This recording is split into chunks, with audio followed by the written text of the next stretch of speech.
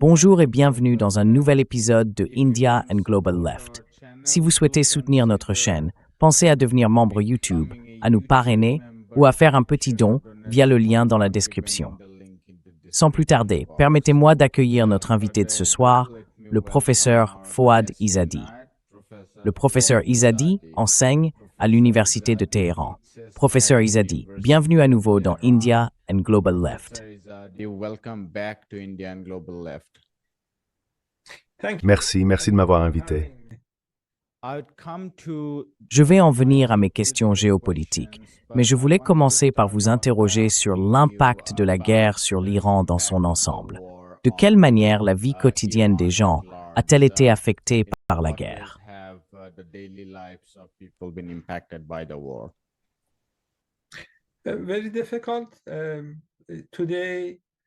Ça a été très difficile aujourd'hui. Nous avions des prévisions de pluie, et vous savez, dans cette région du monde, nous n'avons pas beaucoup de pluie. Donc quand de la pluie est annoncée, les gens y prêtent généralement attention. Les Américains et les Israéliens ont frappé des dépôts de pétrole juste quelques heures avant la pluie.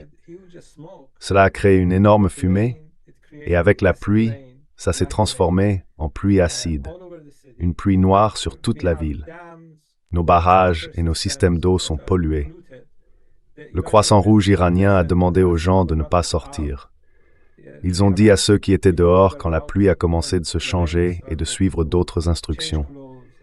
Les Américains et les Israéliens semblent n'avoir aucune limite.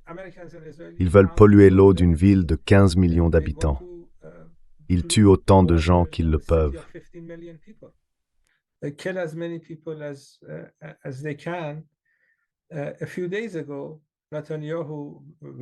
Il y a quelques jours, Netanyahou a visité une base militaire israélienne et il a utilisé le même terme pour désigner les Iraniens que celui qu'il avait employé avant de lancer son génocide à Gaza. Vous savez, dans l'idéologie sioniste dévoyée, si l'on qualifie une nation d'Amalek, alors on peut tuer ses femmes et ses enfants. C'est ainsi qu'il avait qualifié les Palestiniens avant de tuer plus de 70 000 femmes et enfants en Palestine. Et maintenant, il a attribué la même étiquette aux Iraniens. Le premier jour des attaques, ils ont visé une école primaire de petites filles. 165 ont été tués. Nous avons perdu plus de 1400 civils. Ce sont les données d'hier. Nous avons affaire à la classe Epstein. Ils aiment violer de jeunes filles américaines et ils aiment bombarder et tuer de jeunes filles iraniennes. Donc cela a été très difficile.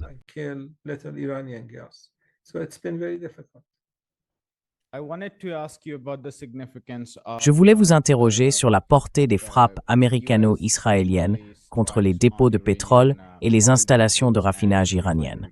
D'autant plus qu'hier, nous avons entendu le président Bézian déclarer que l'Iran se montrait prudent quant à l'idée d'attaquer ses pays voisins.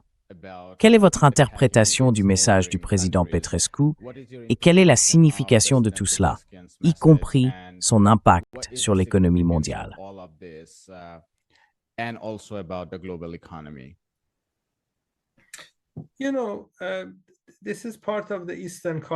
Vous savez, cela fait partie de la culture orientale.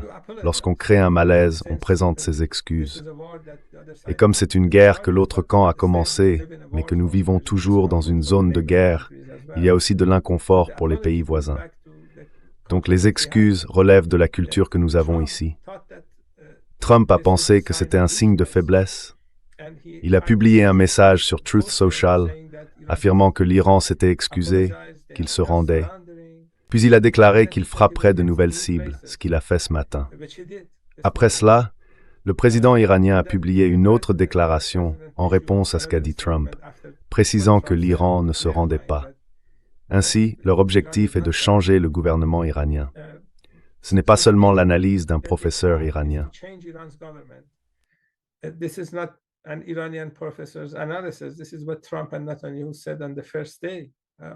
Voici ce que Trump et Netanyahou ont dit le premier jour de leur attaque. Il y avait une solution politique et diplomatique à portée de main. Le ministre omanais des Affaires étrangères se rendait à Washington. Je ne sais pas si vous avez vu son interview avec CBS News. Elle est sur YouTube. Il a déclaré qu'un accord était possible en 24 heures, que l'Iran offrait des concessions qu'il n'avait pas été prêt à accorder en 2015 et qu'il fallait éviter la guerre. Il a essentiellement supplié Trump de ne pas attaquer l'Iran. Et Trump a attaqué l'Iran quelques heures après cette interview. Ce qui, d'une certaine manière, est compréhensible. Si vous voulez changer le gouvernement d'un pays, vous ne cherchez pas une solution diplomatique avec le gouvernement que vous essayez de renverser. Ils ont échoué. Ils pensaient pouvoir renverser rapidement le gouvernement iranien.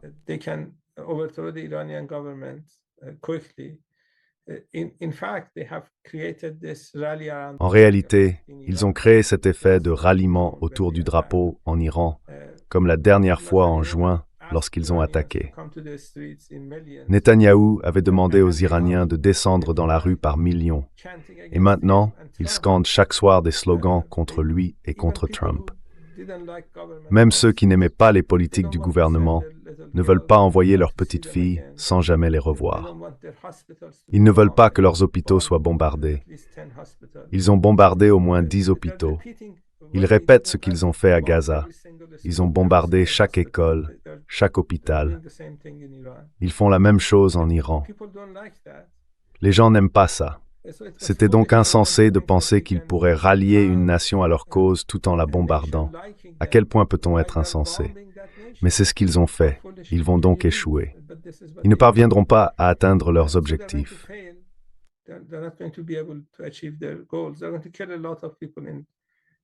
Ils vont tuer beaucoup de gens dans le processus. L'Iran n'a pas d'autre choix que de riposter. Si l'Iran ne réagit pas, ils attaqueront à nouveau l'Iran et tueront encore plus d'Iraniens. Les dirigeants israéliens ont déclaré hier qu'ils tueraient le nouveau dirigeant iranien. Il faut donc infliger suffisamment de douleur pour s'assurer que cela ne se reproduise pas. Et la seule façon pour l'Iran d'y parvenir est de frapper les bases américaines dans la région. Celles-ci deviennent des cibles militaires légitimes en vertu de l'article 51 de la Charte des Nations Unies. C'est le droit à la légitime défense. Si votre pays est attaqué, vous pouvez riposter. Comment riposter? En visant des cibles militaires légitimes. Ces bases sont donc des cibles militaires légitimes.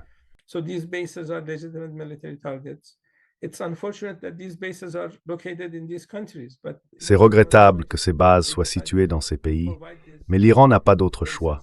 Ils ont décidé de fournir à ces bases des lieux où s'installer. L'Iran a frappé des hôtels. Ce qu'ils ont fait, c'est évacuer un certain nombre d'hôtels dans ces villes et y placer des soldats américains. Ils ont évacué les bases et déplacé les soldats vers ces hôtels. Si vous avez un hôtel rempli de soldats américains, c'est une cible militaire légitime. Les agents de la CIA dans les bureaux de ces villes sont des cibles militaires légitimes. La CIA fournit les données pour toutes ces tueries menées par l'armée américaine. Et puis, il y a cette question des débris. Vous savez, ils abattent certains des missiles que l'Iran envoie, visant l'Iran. Some of these missiles that Iran is sending targeting US military. L'armée américaine abat ses drones et ses missiles, ce qui crée des débris. L'Iran n'a aucun contrôle sur l'endroit où ces débris retombent. Je regardais CNN, une installation pétrolière aux Émirats arabes unis brûlait à cause des débris, et non parce que l'Iran l'avait frappé. Donc s'ils n'aiment pas ces conséquences involontaires, peut-être qu'ils ne devraient pas viser les missiles iraniens, qu'ils atteignent leur cible prévue. Et puis, nous avons eu Tucker Carlson, le journaliste américain, rapportant que le Qatar et l'Arabie saoudite avaient arrêté des agents du Mossad qui tentaient de faire exploser des choses dans ces pays pour en accuser l'Iran. Ainsi, les Israéliens ont essentiellement réussi à faire en sorte que des soldats américains se battent dans la guerre de Netanyahou à sa place.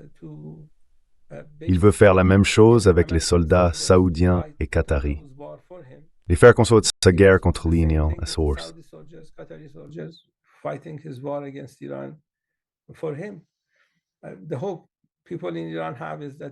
L'espoir des gens en Iran, c'est que les dirigeants de ces pays comprennent qu'être du même côté que Netanyahou n'est pas une bonne idée. Ils espèrent ne pas tomber dans ce piège.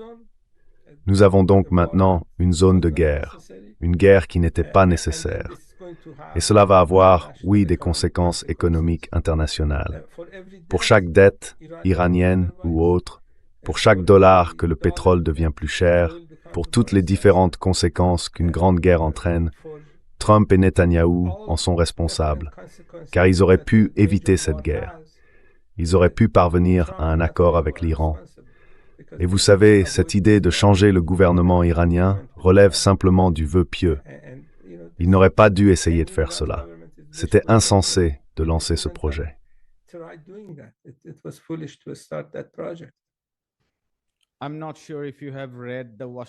Je ne sais pas si vous avez lu les articles du Washington Post à propos d'une étude du Conseil national du renseignement des États-Unis qui a rassemblé des données provenant de 18 agences de renseignement différentes.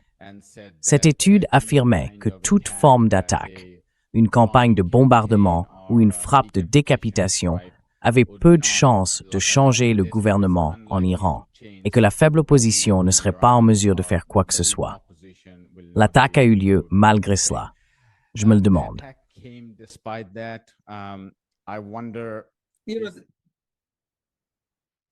Trump a cette tendance à ignorer sa propre communauté du renseignement. La même communauté du renseignement qui, 2 mois avant la guerre de juin, avait présenté son évaluation. Le chef de la communauté du renseignement américaine s'est exprimé devant la commission du renseignement du Sénat, la vidéo est disponible, et a fourni un autre consensus du renseignement américain.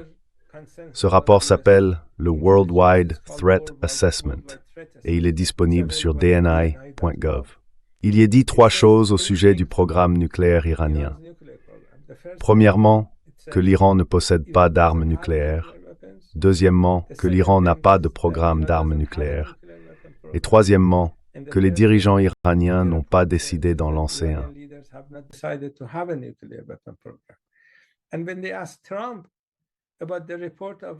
Et quand on a interrogé Trump à propos du rapport, le consensus de la communauté du renseignement américaine, il l'a rejeté et a repris les arguments de propagande de Netanyahou. Ils ont refait la même chose à propos du rapport auquel fait référence le Washington Post. Parce que, vous savez, si vous écoutez la communauté du renseignement américaine, vous ne servez pas Netanyahou. Je pense que ce qu'il fait est probablement lié à une vidéo qu'ils ont sur lui, en rapport avec le dossier Epstein.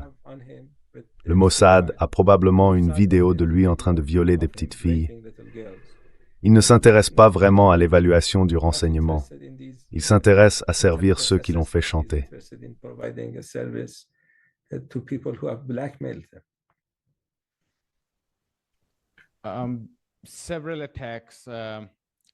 Plusieurs attaques, soi-disant, comme vous les avez décrites, des débris finissent par atteindre différentes zones dans les pays du Golfe. Il y a des rapports faisant état d'un impact sur un site de dessalement à Bahreïn aujourd'hui. Cela intervient bien sûr après une journée où un site de dessalement en Iran a également été touché. Cela a été largement rapporté. Quelle est votre interprétation de cela, étant donné que de nombreux responsables du CGRI ont déclaré que les attaques contre des cibles légitimes dans la région se poursuivraient? Quelle est votre interprétation de cela?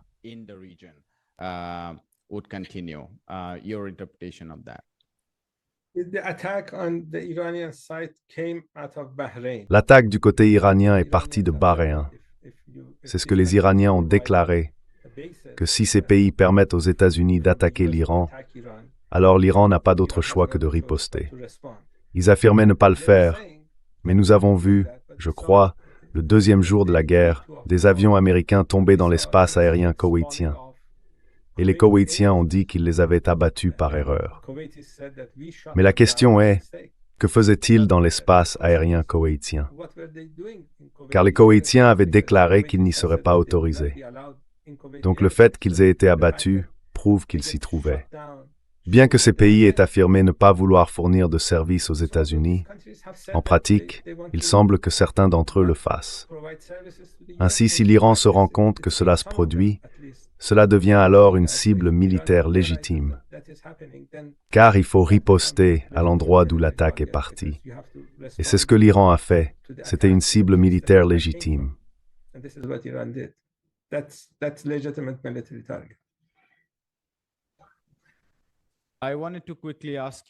Je voulais vous demander rapidement, quel est l'impact de l'assassinat de l'ayatollah Ali Khamenei sur la société iranienne?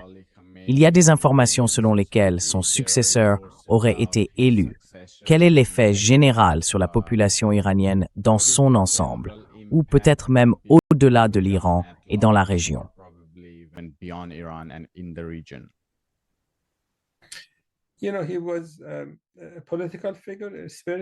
C'était une figure politique, une figure spirituelle. On n'est pas censé tuer les dirigeants d'autres pays, et c'était quelque chose de très grave. Même ceux qui n'aimaient pas ces politiques ne voulaient pas que le dirigeant de leur pays soit tué de cette manière par quelqu'un comme Netanyahou, un criminel de guerre. Le premier jour, nous avions des millions de personnes dans les rues. Et depuis ce premier jour, chaque soir, vers 8 ou 9 heures, si vous ouvrez votre fenêtre, vous entendrez des gens scander des slogans contre Trump et Netanyahou. Les gens n'ont pas surmonté cet assassinat. Le genre de réaction, tu sais, puisque tu es en Inde, la façon dont les Indiens ont réagi à l'assassinat de Gandhi, c'est quelque chose de similaire, quelque chose comme ça.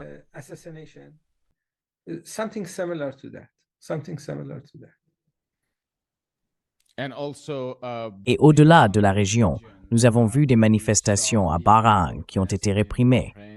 Nous avons vu des manifestations similaires de Karachi au Cachemire. Cela a donc eu des répercussions au-delà de la région également.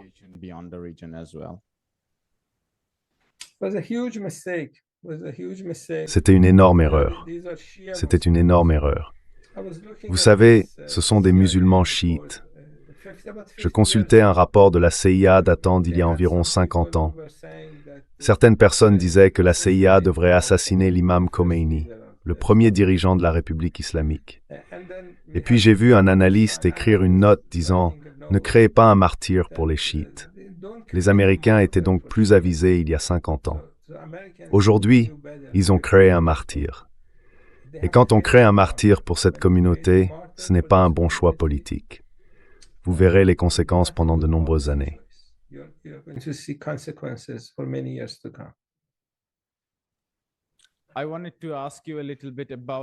Je voulais vous interroger un peu sur votre évaluation de la réponse iranienne jusqu'à présent, en ce qui concerne les attaques de missiles et les drones, étant donné que les médias traditionnels nous présentent un récit complètement unilatéral, comme si l'Iran n'avait pas été capable de réagir, comme si l'Iran était au bord de l'effondrement.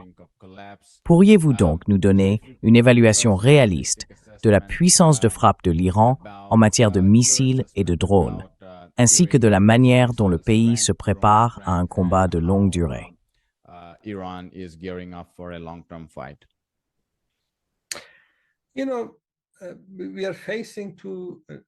Vous savez, nous faisons face à 2 régimes nucléaires. Les États-Unis dépensent 100 fois plus pour leur armée que l'Iran, et l'Iran est sous sanctions depuis 47 ans. C'est incroyable qu'avec toutes ces sanctions, cette technologie reste pourtant indigène. Cela montre qu'on peut survivre à l'hégémonie américaine et même prospérer en même temps. Les stocks de l'Iran ne sont pas illimités, mais les dirigeants militaires iraniens ont fait du bon travail en créant ces missiles, en les dispersant et en les utilisant judicieusement. Comme les quantités ne sont pas infinies, il faut doser le type de réponse que l'on donne. Nous avons entendu le porte-parole de l'armée iranienne hier soir dire que l'Iran pouvait continuer à tirer sur l'autre camp pendant 6 mois.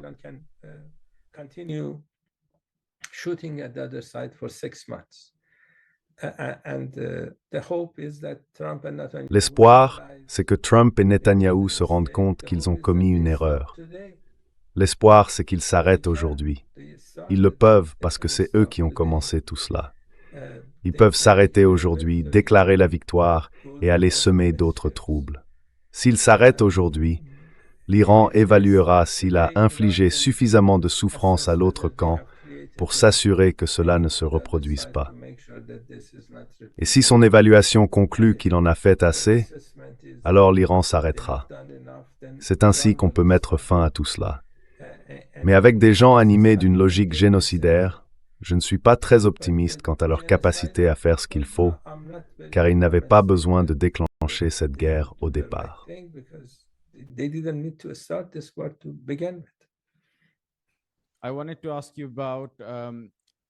Je voulais vous interroger au sujet des alliés de l'Iran. Étant donné que l'Occident s'est mobilisé collectivement, de l'Australie à l'Espagne, en passant par l'Italie, la France et la Grande-Bretagne, tout le monde contribue à cette guerre injuste. Nous savons que l'Iran compte de nombreux alliés dans la région. Quelles ont été les réactions de ces alliés?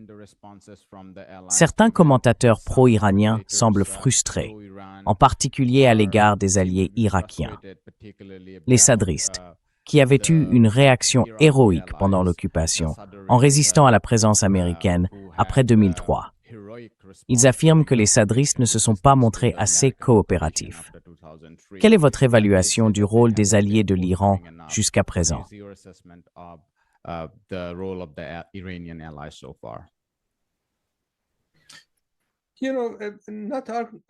Vous savez, tous les pays européens n'ont pas été aussi mauvais que certains.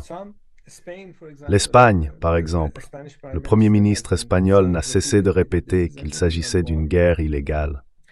Mais en même temps, l'Espagne a aussi déclaré Je voulais consigner cela officiellement. Mais l'Espagne a également déclaré qu'elle enverrait des renforts sur les bases d'Akrotiri et de Dekelia, à Chypre, qui, comme nous le savons, ne sont pas seulement des bases britanniques, mais aussi des bases de l'OTAN, et des points très importants pour l'Asie occidentale.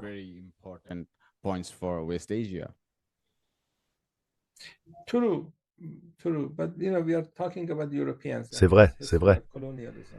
Mais nous parlons des Européens. Ils ont cette histoire de colonialisme.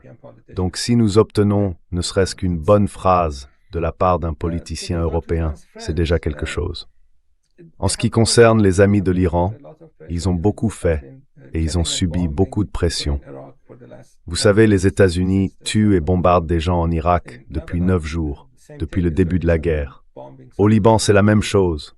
Les Israéliens bombardent le sud du Liban et Beyrouth sans aucune restriction. Donc vous savez, c'est fondamentalement un combat pour l'humanité. Si Trump et Netanyahou parviennent à faire ce qu'ils veulent, alors ils seront enhardis et feront d'autres choses.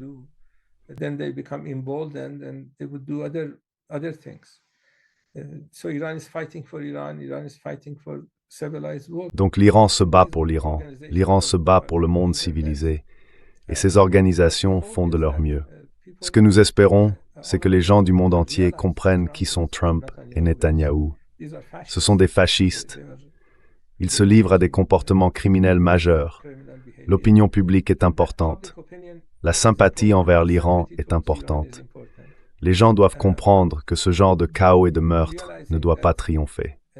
Cela ne doit pas devenir la norme. Nous ne devrions pas entrer dans une nouvelle normalité où des pays attaquent d'autres pays, tuent leurs dirigeants et se balkanisent. Ces choses ne devraient pas arriver.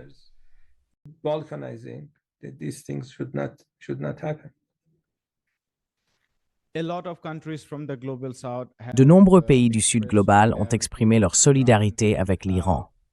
On parle d'une aide possible de la Russie et de la Chine, en particulier de transfert de technologie et d'autres formes de soutien. Quel type d'aide l'Iran attend-il? Non seulement de la Chine et de la Russie, surtout d'eux, mais aussi d'autres pays du Sud global.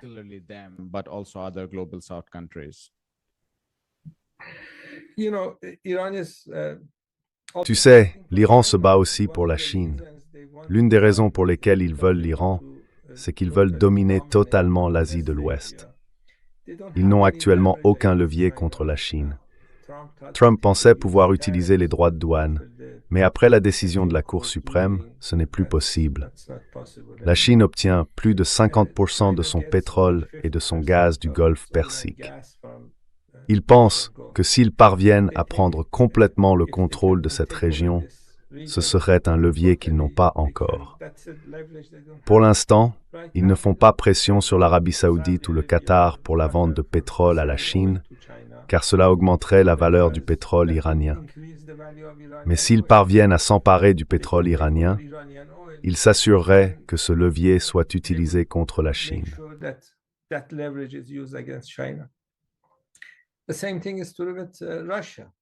C'est la même chose avec la Russie. Ils utilisent l'Ukraine pour exercer une pression sur les frontières occidentales de la Russie.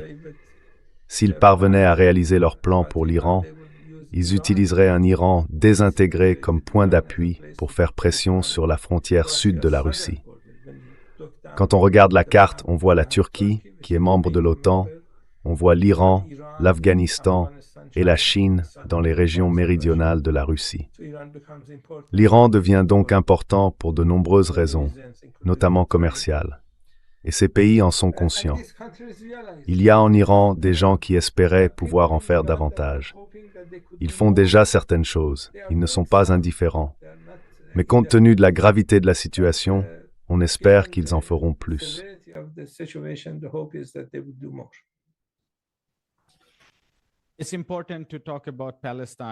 Il est important de parler de la Palestine, étant donné que la cause profonde de tout cela est Israël. Nous savons que c'est en fin de compte lié au colonialisme de peuplement en Palestine, dans les territoires occupés, et ainsi de suite. Puisque l'Iran contribue à renforcer la solidarité et soutient la résistance en Palestine, je voulais vous demander quel pourrait être l'impact de ce conflit sur la Palestine, à court ou à long terme. Et si je peux ajouter une autre question, dans l'une des émissions de Piers Morgan, vous avez dit que l'Iran soutient le Hamas et d'autres forces de résistance en Palestine, et vous avez été interrompu. Pourriez-vous nous dire ce qui s'est passé ensuite, et plus généralement, quel est l'impact de cette guerre sur la résistance palestinienne?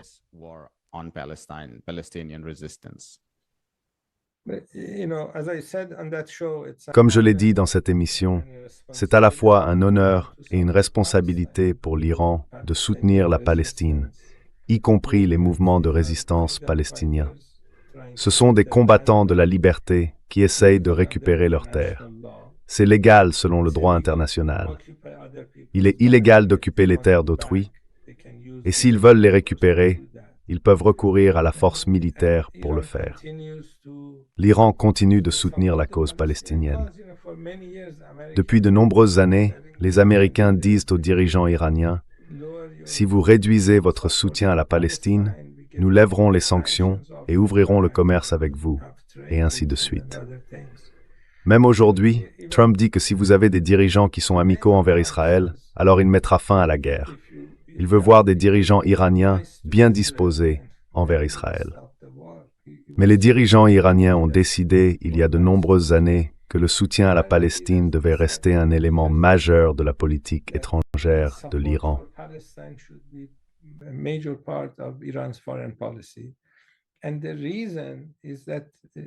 La raison, c'est que nous vivons dans le même quartier. Si vous avez des fascistes, tôt ou tard, s'ils s'en sortent avec leurs atrocités envers la Palestine, ils s'en prendront à vous, comme ils l'ont déjà fait. Cette prédiction s'est donc révélée juste. L'Iran ne devrait pas être le seul pays à soutenir la Palestine. Certains pays ne font que des déclarations de façade. Permettez-moi de dire que nous sommes inquiets pour l'Inde.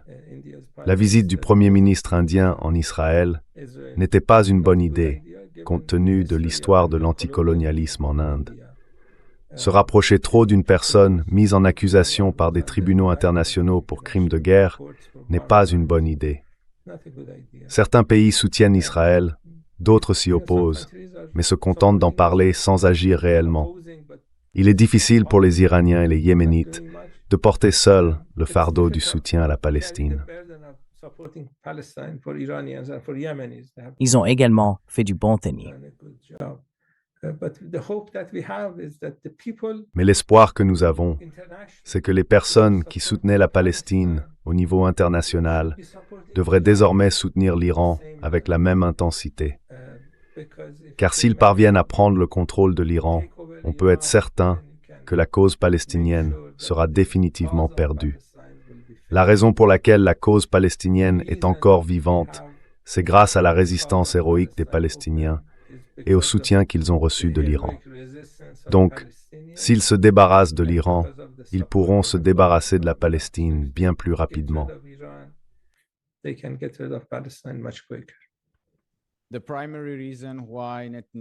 La principale raison pour laquelle Netanyahou et les sionistes veulent démanteler l'Iran, c'est que l'Iran soutient la résistance palestinienne. Ma dernière question, oui c'est vrai, ma dernière question, professeur Izadi. Environ un tiers à la moitié de nos spectateurs viennent collectivement du Nord global.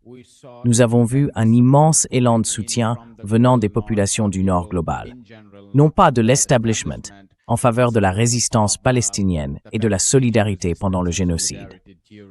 Nous n'avons pas observé autant de soutien pendant ce conflit, même s'il est important de noter qu'il s'agit probablement de la première guerre américaine extrêmement impopulaire aux États-Unis dès le départ. Cela n'arrive généralement pas. Mais en tant qu'Iranien, quel serait votre message à ceux en Occident qui ont été complètement conditionnés, à qui l'on a dit que les Iraniens détestaient les Américains, à qui l'on a donné une image totalement faussée de ce qu'est la République islamique d'Iran? Quel serait votre message aux Américains dans leur ensemble?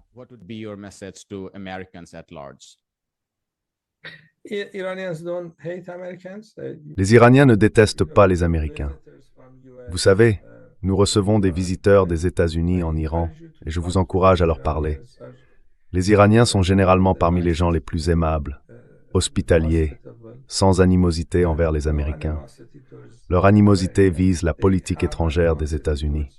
Donc lorsque vous entendez des Iraniens scander « mort à l'Amérique », cela signifie « mort à la politique étrangère américaine ». C'est un slogan, donc il doit être court. Ils ne peuvent pas en faire une version longue. Mais ils ne veulent aucun mal au peuple des États-Unis. Parfois, ils se demandent pourquoi les Américains élisent des criminels de guerre à chaque occasion. Mais c'est une autre histoire. Dans l'ensemble, il n'y a pas d'animosité envers les Américains.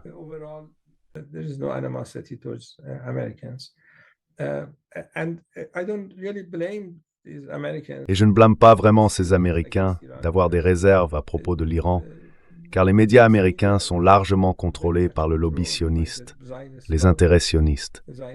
Chaque jour, ils diabolisent l'Iran. Vous savez ce qui s'est passé en janvier? Nous avons vécu la révolution colorée du Mossad. Nous avons eu des agents du Mossad qui tiraient sur des gens. Ce ne sont pas mes mots. Mike Pompeo a envoyé des salutations aux agents du Mossad. Nous avons perdu plus de 200 policiers. Les médias américains appellent cela des manifestations. En anglais, on n'appelle pas des personnes qui tirent sur des policiers des manifestants.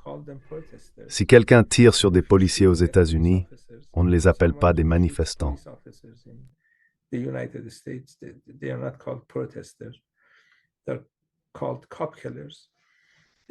On les appelait des tueurs de flics. C'est ce que nous avions. Et ensuite, dans son discours sur l'état de l'Union, Trump a exagéré le nombre de personnes tuées. Le gouvernement iranien a publié les noms de toutes les victimes avec leur numéro d'identification. Trump, Netanyahou et ses médias occidentaux n'ont pas été capables d'ajouter un seul nom à cette liste. Et la majorité de ces personnes étaient des victimes de cette opération du Mossad. Nous avions Pahlavi appelant à une grève générale, et ces gens tiraient sur les commerçants qui ne voulaient pas fermer leurs magasins, tiraient sur la police. Nous avons perdu plus de 2400 personnes de cette manière. La majorité de ceux qui ont été tués l'ont été par l'autre camp. Mais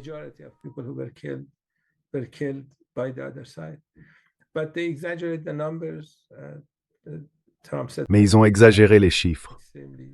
Trump a parlé de 32 000, bien plus que le nombre réel, pour diaboliser l'Iran afin de justifier une attaque aujourd'hui. Donc, pour nos amis américains, si vous tombez dans le piège de la diabolisation de l'Iran, ils observent l'opinion publique et peuvent décider d'attaquer parce qu'ils pensent pouvoir s'en tirer. Alors, informez-vous sur l'Iran à partir de sources situées en Iran. Nous avons ces personnes à l'extérieur du pays qui sont parties depuis de nombreuses décennies. Pahlavi a volé 20 milliards de dollars lorsqu'il est parti. Le lien est disponible, je l'ai mis sur mon compte Twitter. Le Washington Post avait publié un rapport, c'était leur estimation, 20 milliards de dollars volés lorsqu'il a quitté l'Iran.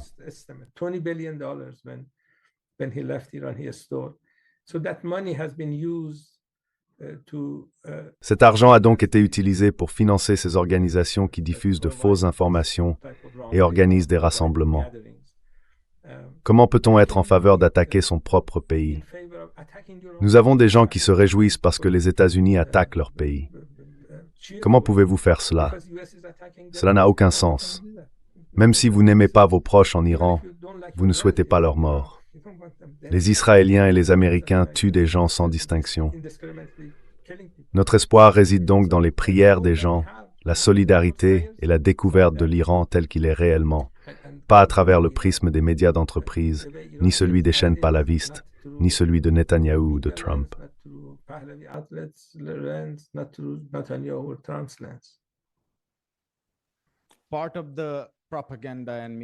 Une partie de la propagande et des malentendus provient des médias d'entreprise.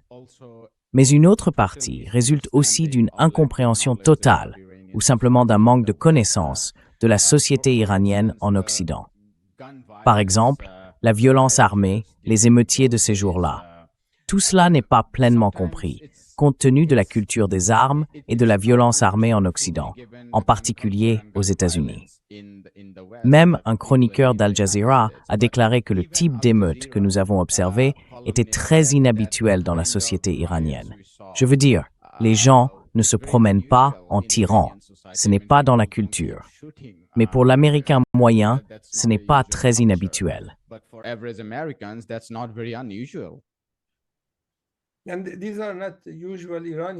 Et ce ne sont pas des Iraniens ordinaires. Comme vous l'avez dit, il n'y a pas ici de culture des armes à feu.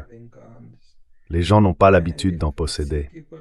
Et si vous voyez des personnes armées, elles les ont probablement obtenues des moudjahidines. Elles les ont reçues parce qu'elles étaient censées tuer des policiers et des citoyens ordinaires afin d'augmenter le nombre de morts. Pour pouvoir justifier une attaque américano-israélienne contre l'Iran après quelques mois. C'est ce qu'elles étaient censées faire.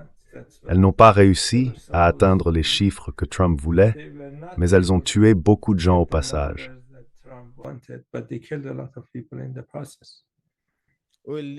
Nous allons nous arrêter là, professeur Fouad Izzadi. Merci beaucoup pour votre temps et nous vous souhaitons encore plus de force. Merci. Bonjour, je m'appelle Ayushman. Avec Mudyar Jyotishman, nous avons lancé cette plateforme. Au cours des 2 dernières années, nous avons essayé de créer du contenu pour les forces de gauche et progressistes. Jusqu'à présent, nous avons interviewé des économistes, des historiens, des commentateurs politiques et des militants. Si vous avez apprécié notre contenu et souhaitez que nous construisions une archive pour la gauche, j'ai 2 demandes à vous faire. Veuillez envisager de faire un don à cette cause. Le lien se trouve dans la description ci-dessous. Et si vous ne le pouvez pas, ne vous en faites pas. Vous pouvez toujours aimer et partager nos vidéos avec vos camarades. Enfin, n'oubliez pas d'appuyer sur le bouton d'abonnement. Don't forget to hit the subscribe button.